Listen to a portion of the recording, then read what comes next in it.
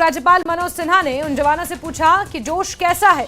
जवानों ने जवाब दिया कि हाई, जोश हाई है साहब।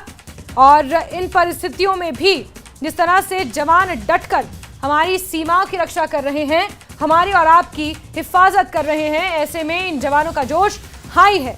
उपराज्यपाल मनोज सिन्हा ने जवानों से मुलाकात की है, जिसकी तस्वीरें देख रहे हैं आप। उरी इस वक्त सबसे ज्यादा अफेक्टेड है, आपको बता दें सीमावर्ती इलाका है उरी, और यहां पर पाकिस्तान की तरफ से लगातार गोलीबारी हो रही थी। और अभी के लिए थोड़ी सी गोलीबारी शांत हुई है, लेकिन जो तस्वीरें उरी से सामने आई हैं वो बेहद दर्दनाक हैं। एक शख्स की जान चली गई है उरी में, और पाकिस्तान जब मिसाइलें दाग रहा था, ड्रोन हमले कर रहा था, जब उन तमाम हमलों को नाकाम किया गया, उसके बाद पाकिस्तान बाज नहीं आया और जमीन से फायरिंग करना पाकिस्तान ने शुरू कर दिया, जिसमें सबसे ज्यादा नुकसान उरी का हुआ है। उरी के छोटे कस्बे और गांव में लोग अपने घरों को छोड़कर जाने को मजबूर हैं। 70% के आसपास आबादी जो है वो उरी को खाली करके महफूज जगहों पर शिफ्ट हो चुकी है। तेजेंद्र सिंह पंजाब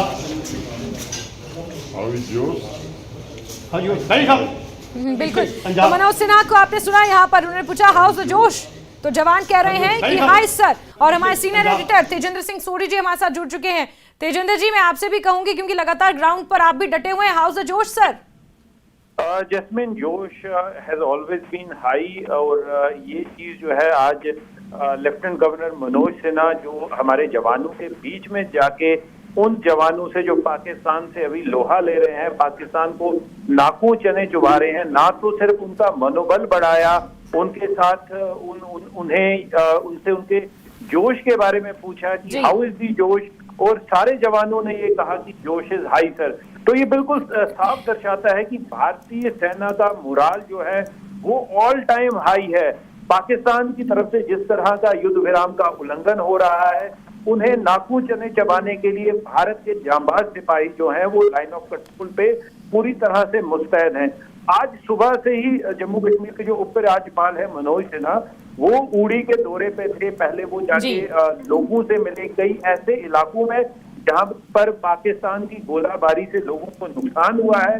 उन लोगों की हौसला अफजाई की, उन्हें ढांढस बढ़ाया कि पूरा देश जो है उन लोगों के साथ है।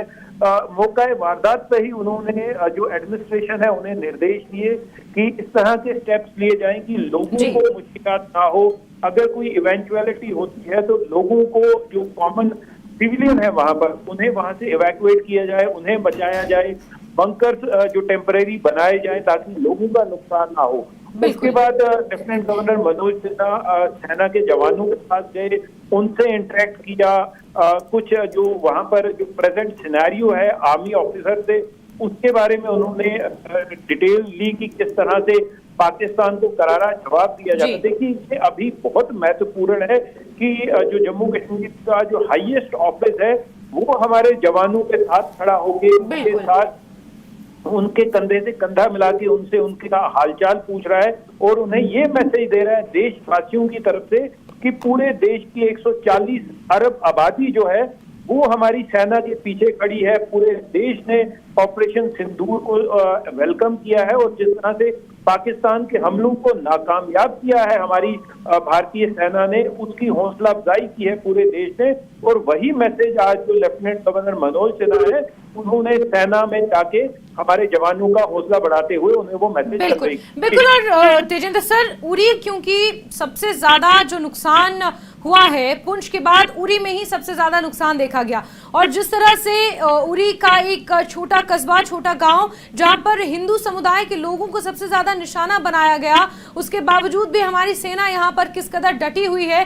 इतने तनावपूर्ण हालातों में भी यहाँ पर जो सैनिक नजर आ रहे हैं तेजेंद्र सर, वो बिल्कुल मुस्कुराते हुए एकदम सीना तान कर खड़े हैं। ये दिखाता है कि किस तरह से हमारी सेना का जोश वाकई हाई है। और उसके साथ साथ उपराज्यपाल मनोज सिन्हा भी बिल्कुल यहाँ पर उनका हौसला अफजाई करते हुए नजर आए। तेजेंद्र सर, बहुत बहुत शुक्रिया हमारे साथ जुड़ने के लिए और तमाम जानकारियों के लिए। तो यहाँ पर आपको बता दें कि उरी के दौरे पर पहुंचे हुए थे उपराज्यपाल मनोज सिन्हा। की गई है, लेकिन मुझे लगता है कि हमारी सेना का जोश बहुत हाई है, और किसी भी स्थिति का मुकाबला करने के लिए भारतीय सेना तैयार है। जम्मू कश्मीर प्रशासन भी पूरी मुस्तैदी से यहाँ के आम नागरिकों को कोई सुविधा न हो, इसकी व्यवस्था में लगा है। मैं गया था बॉर्डर तक गांव में जहाँ नुकसान हुआ है। जो लोग घायल हैं या जिनकी मृत्यु हुई है उनको तुरंत ही आर्थिक सहायता दे दी गई है। जो नुकसान हुआ उसका असेसमेंट किया जा रहा है, उन्हें भी सहायता दी जाएगी। एक बात ध्यान में आई कि नए बंकर्स की जरूरत है, आने वाले दिनों में उसे भी बनाया जाएगा। जो लोग घायल थे मोटे तौर पर उनका इलाज बहुत अच्छे ढंग से यहाँ हुआ है और मैं देख करके आया हूँ। सभी लोग तो पाकिस्तान की गोलीबारी के चलते